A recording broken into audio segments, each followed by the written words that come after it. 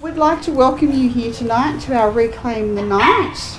Our launch is a bit different to what it normally is. So welcome to 2020. Tonight I'd like to introduce you to our MC. And our MC tonight is Miss Danielle Wheeler. Danielle Wheeler has been a long time advocate and supporter of women and also a supporter of the Women's Cottage. So Danielle, thank you. Thank you, and thank you for having me. I'd like to begin by acknowledging that we are meeting tonight on the land of the Burrabawongal people of the Darug Nation and pay our respects to their elders past, present and emerging. Wherever we are in Australia, we are on stolen land. This land was never ceded. It was, is and always will be Aboriginal land. Thank you for coming and thank you for those joining us online. This is a rather surreal experience, I have to say, under the rotunda. I feel a bit like I'm a newsreader and probably a really bad one. So we'll just see how we go. I want to thank the Women's Cottage for organising this event and adapting so rapidly to COVID. We know that you've been smashed during the pandemic and we know that your work is more important than ever. So thank you for adapting to the changed circumstances that tonight demands. I'm going to have to put the specs on, I'm afraid, because I can't read my own writing. The Women's Cottage has, since its inception, created a safe space for women in the Hawkesbury, and that's no more important now than it ever has been. I have some apologies from some of our councillors Garrow, Reynolds and Rasmussen, and in particular the Deputy Mayor, Councillor Mary Lyons Bucket, who isn't present physically at this event for the first time in years due to COVID restrictions. So she sends her apologies, and I hope she's watching from home. Reclaim the Night started in the 1970s in Europe and the USA, and had its first march in Sydney in 1978. I want to acknowledge here Councillor Christine Payne, who long pushed for a local event, and the event in Richmond where we normally have a march down the street stating our claims for safety in our own towns, which is the right that everyone should be able to expect. The purpose of Reclaim the Night is to raise awareness of the rights of all people to feel safe in their community. Women, whatever their sexual orientation, social status, age, occupation, ethnicity or religion, whatever we wear, whatever we say, whatever we do, we deserve the right to be safe at work, walking down the street or in our own homes. Since the 1970s we've made lots of gains. We've got a lot to thank the staunch feminists who came before us for, but we've also got a long way to go. The Hawkesbury continues to record between 230 and 285 domestic violence related assaults annually. Every year we see between 45 and 73 sexual assaults, 58 to 83 indecent assaults or acts of indecency, and more than 200 incidents of intimidation or stalking. Apart from fraud and transport regulation offences, our highest crime stats relate to domestic violence and abuse, usually of women. And these are the crimes reported to the police and likely to result in conviction. And we know that this is just the tip of the iceberg, that most crimes of this nature go unreported. We urgently need to change our culture, and that's what Reclaim the Night is about. Education and public events that promote safety and fair treatment, cultural change in the community, and organisations that include all levels of government. And we also need a change to resourcing. The Women's Cottage is an extraordinary facility by women, for women, and with the bare minimum of resources. We need better funding for frontline services, courts, legal aid, refuges and victim survivor supports. COVID-19 has shown us that women still bear the brunt in the bad times, with services reporting dramatic and devastating increases in domestic violence. Stay safe at home isn't a reality for some women. We also need legislative change. Hawkesbury Council will next month take to the annual local government conference a motion calling on the state government to criminalise coercive control. Coercive control is a sustained pattern of abusive behaviour perpetrated in domestic relationships. Abusers use a wide range of controlling techniques, including emotional abuse, isolation, sexual coercion, financial abuse, cyber stalking, and that in order to strip victims of their autonomy and self-worth. Coercive control is a precursor to 99% of domestic violence homicides, and it currently isn't against the law. I'm proud to be working in the space to attempt to criminalise that in New South Wales. This week, the Parliament voted to begin a multi-party committee inquiry into criminalising coercive control. The experience in Scotland shows that legislation isn't enough, though. We need to train and resource the justice, police and education systems so that people understand and can identify coercive control, and dramatically increase frontline services like with the Women's Cottage so that we can ensure that all women and their children are safe. Thank you for coming tonight. I want to give particular thanks to any men who are watching from home. We haven't got any here with us tonight. Domestic violence isn't a women's problem. Domestic violence is a society problem, and it's only as a whole society that we can make sure that all women are safe on the streets and in their homes. This event's about solidarity, and I thank you for yours this evening and your ongoing commitment to the women in our community and our shared future. So thank you for having me, thank you for coming, and I'm now going to hand over to Marie McDermott to speak on behalf of Susan Templeman. Hello everyone that's come and is here with us tonight, but also those who are watching us via video. It is a different year and it is a different experience, but the message is still the same. So my name's Marie McDermott, but I'm here for the Federal Member of Parliament from Macquarie, Susan Templeman, who can't be here tonight because she's actually in Canberra in the Parliament. So I've got a short speech from Susan, but I'll just start by saying I too acknowledge the traditional custodians of the land on which we meet today and pay respects to elders past, present and emerging. So all of us gathered here are following in an important tradition of women coming together to reclaim the night. It is a global protest for women's right to be free from sexual violence and abuse. The first Reclaim the Night march was held in Belgium in March 1976 by the women attending the International Tribunal on Crimes Against Women. They marched together, holding candles to protest the ways in which violence permeates the lives of women worldwide. Australia's first Reclaim the Night march took place in 1978 in Sydney, 42 years ago. We feel, as our sisters felt then, that all women should feel safe to go where they want, when they want, wearing what they want, without the fear of sexual harassment or violence. Women, young and old, should not have to pretend to talk on the phone, carry their keys to use as a weapon, or cross to the other side of the road. We know here tonight, as they knew then, that women going out is not the problem. It's actually men attacking women that is the problem. That's what needs to change. The attitude and the behaviour of men and our boys, and I want to continue to support those efforts. Finally, I say to the survivors, the services and the supporters, thank you for being here to add your voice to our call for an end to violence against women. So that's from Susan, but I just want to add a couple of little things. Like at the end of tonight, we're actually going to remember women who have been murdered. And there's one whose name I want to put out there because she's my woman. She's a Women's Cottage woman, she's the Hawkesbury woman, and her name was Gabrielle Sunny. She was murdered when I was working at the Women's Cottage 20 plus years ago. Nothing could keep her safe. And so every week I hear where a woman's been murdered, Gabrielle comes up into my line of sight, and I see her. I see the fear in her eyes. I see her mother. I see her sisters at the funeral, and I see her daughter.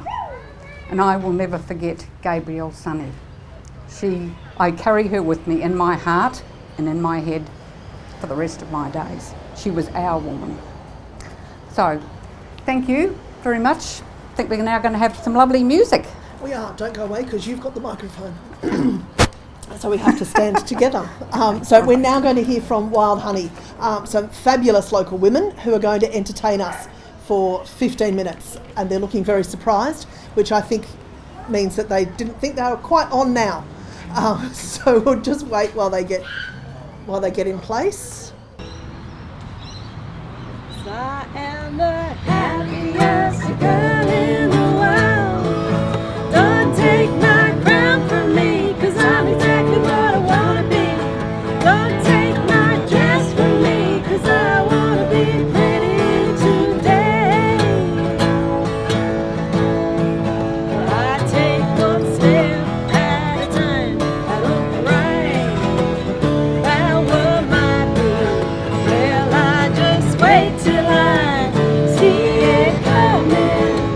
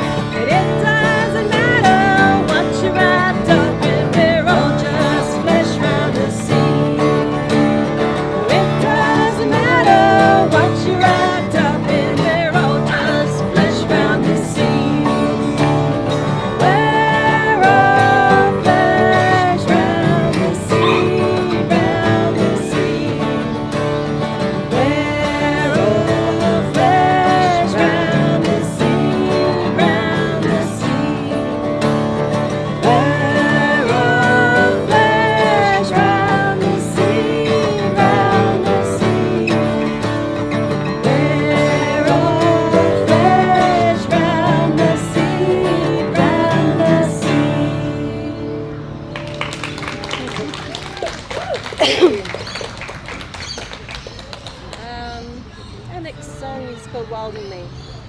Never giving up. Ooh, that was really good.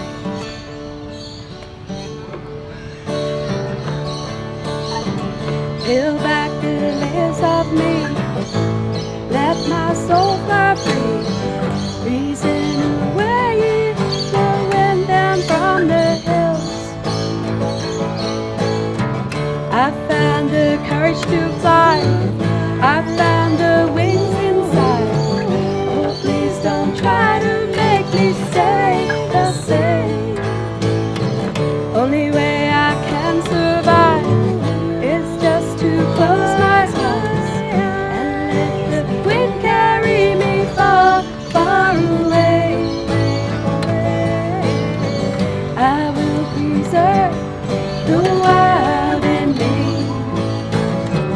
wild as the wind and calm as the sea,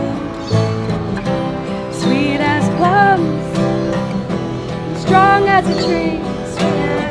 I will remember, never surrender the wild in me.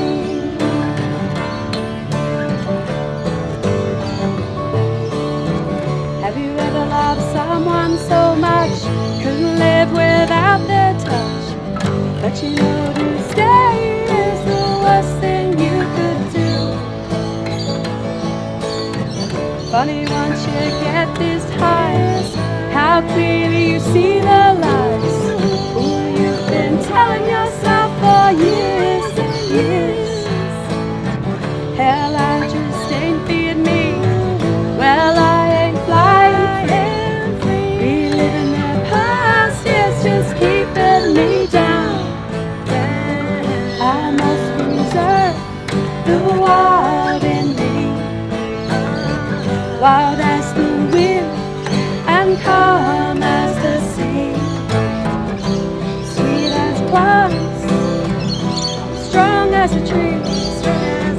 I will remember, never surrender the wild in me.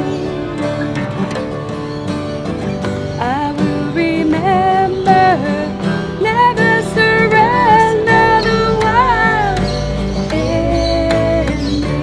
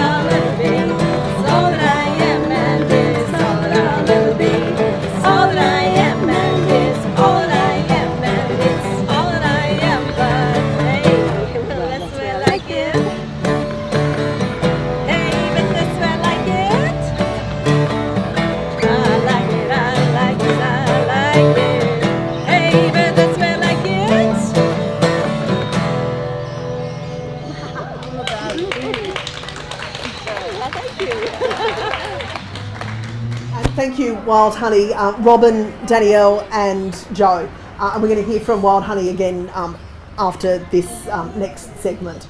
So I'm now going to introduce Maria Losado. Many of you are well acquainted with Maria, the manager of the Women's Cottage, who's now going to carry out the vigil. Thank Thank you. Thanks, Danielle, and thank you to Wild Honey. And welcome to everyone who's here and everyone who's watching online.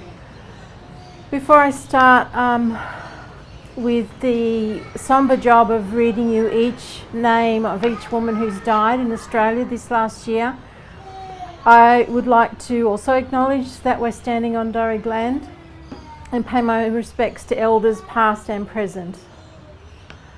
I'd also like to follow on from what Marie McDermott was saying and to let you know that Gabrielle's memory lives on at the Women's Cottage. We actually have a fund that people have been contributing to for many years, and the money from that fund goes to support women who've been in who are currently in domestic violence, and particularly women who don't fit into any other eligible ways of getting help.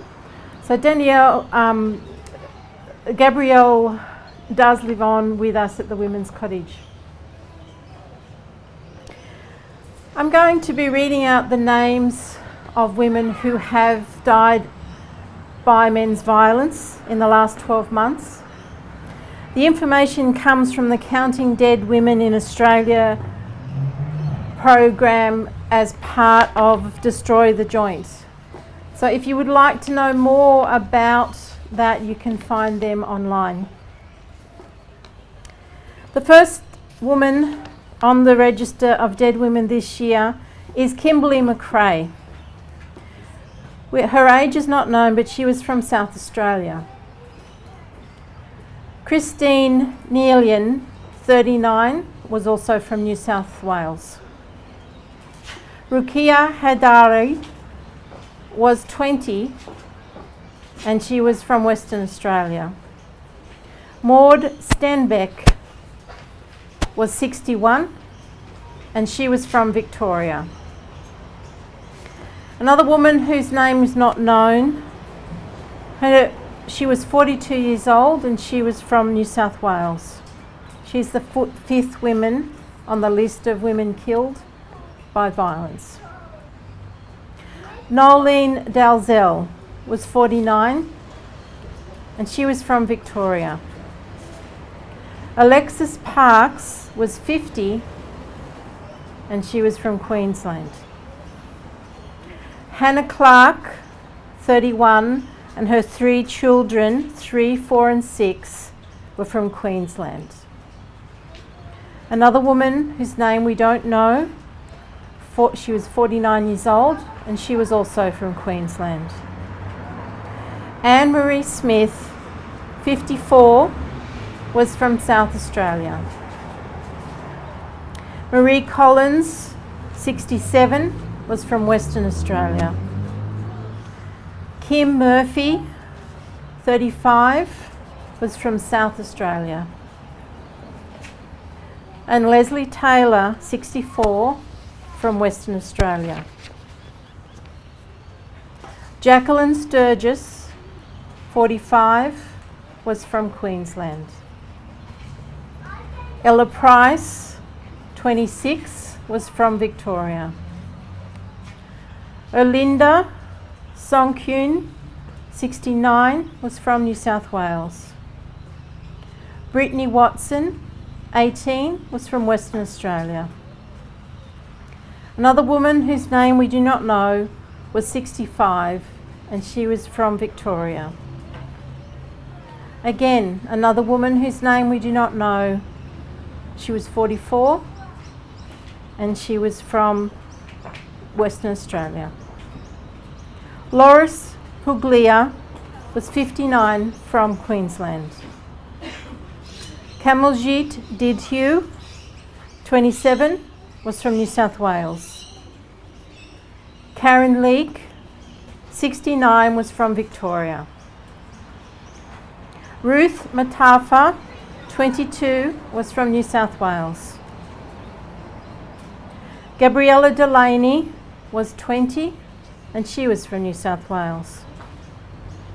Another woman, whose name we do not know, was 76, and she was from Queensland. Emerald Wardle, 18, was from New South Wales. Karen Gilliand, 42, was from Queensland. Leah Quinn Pan, 19, was from New South Wales. Rosalind Staggard, 67, was from Western Australia. Elaine Padalovsky, 44, was from Victoria. Najma Carroll, 33, was from New South Wales. Diane Pellegrini, 32, was also from New South Wales. Another woman, we don't know her name and we don't know her age. She died in Victoria. Again, another woman whose name we do not know. She was in her 60s. She died in Western Australia.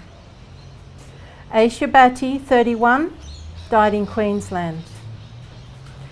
Chelsea Island, 19, died in South Australia.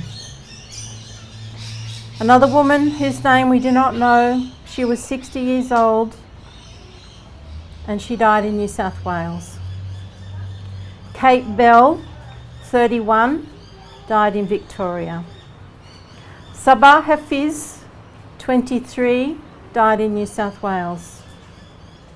And just 2 days ago, after we started compiling that list, Linda Greenwood, 39, also died in New South Wales. We know, sadly, that the names of women killed by violence will not end with this list, but tonight we remember them, we pay respects, and we are encouraged to double our efforts to support all women who are currently experiencing domestic violence. And I can certainly say that at the Women's Cottage, since COVID, we've had a massive increase in domestic violence of women coming in seeking support, and we expect that to continue to rise. So if anybody out there is also suffering domestic violence or needs some help, we would really encourage you to come along. We're at 22 Bosworth Street in Richmond, or you can give us a call on 02 4578 4190. Thank you very, very much. Thanks, Maria, and thank you for what you and your staff do. Thank you all for coming and supporting women in the Hawkesbury and beyond for this event and throughout the year. 40 women so far this year that we know of who have died due to domestic violence. That's too many women, and we really, really need some change. Change starts with all of us. So thank you again. I'm going to now throw us back to Wild Honey to finish off the night. Some lovely music from some fabulous local women to keep us going. Thank you again, and thank you to Wild Honey. And also, before they take over, I also want to thank Mel, who's worked tirelessly to organise tonight under vastly changed circumstances. Thanks, Mel. You've done a fantastic job. Wild Honey, everyone, and thank you again.